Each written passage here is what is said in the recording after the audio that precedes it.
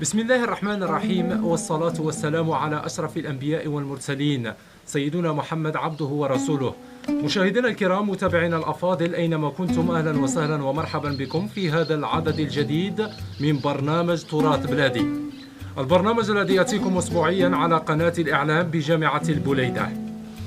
قد تتساءلون أين نحن الآن متواجدون؟ نعم، أقول لكم مساء الخير من القصر العتيق ببلدية بوكايس، بين طيات هذا الهواء المنعش وتحت ستار هذه النخيل التي تستدير بنا.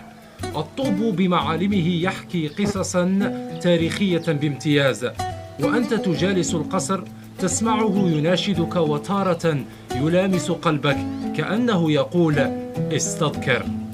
القصر العتيق يعود تأسيسه إلى فترة ما قبل الإسلام، ويبعد عن عاصمة الولاية ب 52 كيلومتر.